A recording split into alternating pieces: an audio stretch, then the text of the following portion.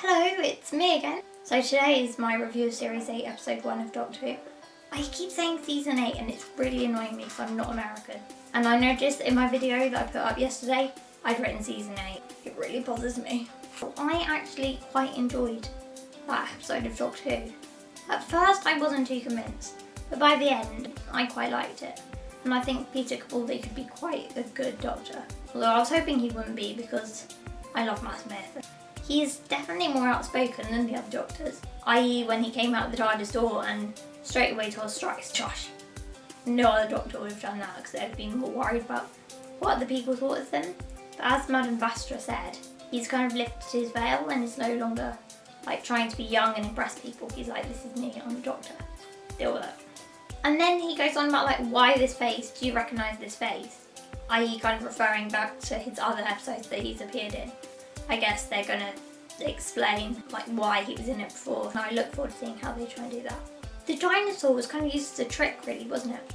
Like in all the previews, like, oh my god, a dinosaur, wow, dinosaur episode. But no, the dinosaur dies after like 15 minutes. You would have thought the dinosaur would have put up more of a fight, seeing it's like 200 times the size of the robot. We didn't see what happened, so maybe something spectacular happened. Madame Vastra, Jenny and Strax were kind of used as like a comforter because we're familiar with them. And I like to refer to them as like the power trio because whenever they're together, you know you're in for a funny episode. And I don't know, you kind of feel more comfortable with them around. I personally love Jenny. I think she is a brilliant character. I would watch a whole episode if it was just about her. I really like her. And Clara was kind of used in this episode to represent the audience. Like at the beginning when there's that harsh chat with her that's basically saying, accept the Doctor for who he is now. Otherwise you never actually liked the Doctor, you were just basing it on his looks.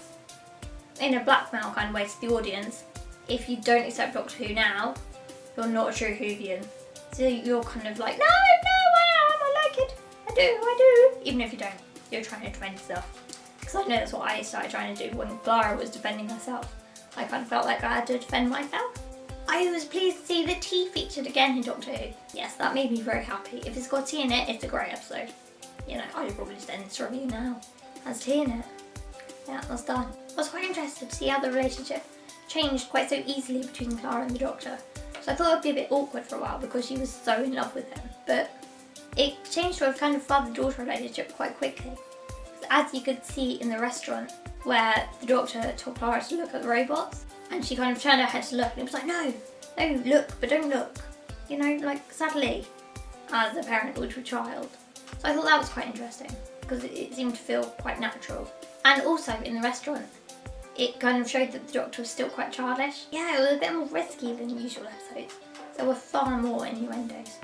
For a start, you've got when Strax was looking through Clara's subconscious and you could see the fit men doing some kind of sport. Yeah, sport. It wasn't sport. We all know it wasn't sport. But Strax doesn't know that, bless him.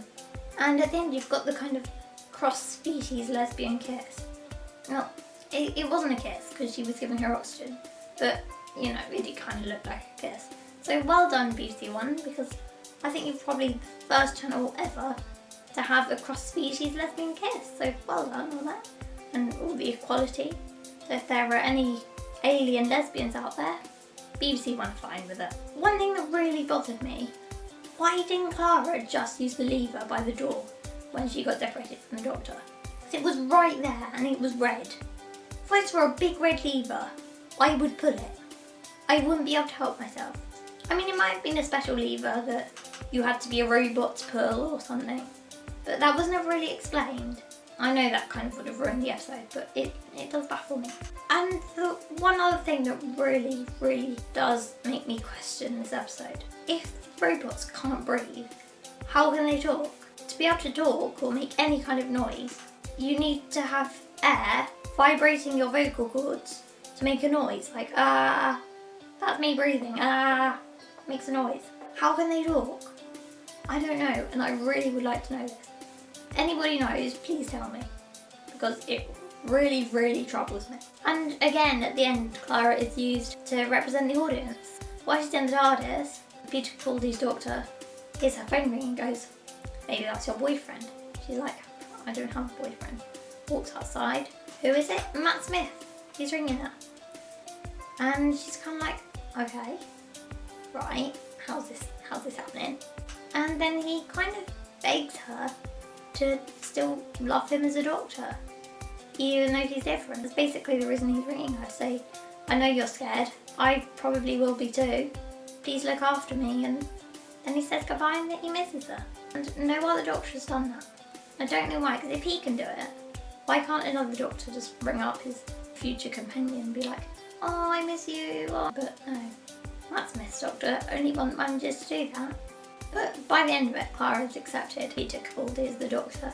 And I think the audience kind of accepted him at the same time Clara did. I don't know. I don't know if I'm just kind of being fooled by their clever brainwashing trickery, you know, but it worked, and I kind of think Peter Capaldi is going to be a really good Doctor. I certainly look forward to seeing like what happens on their future journeys.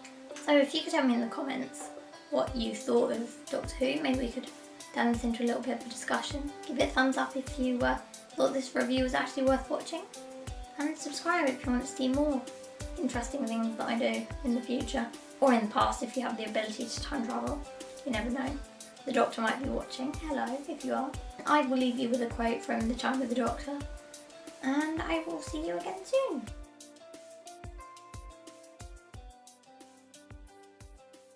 Goodbye.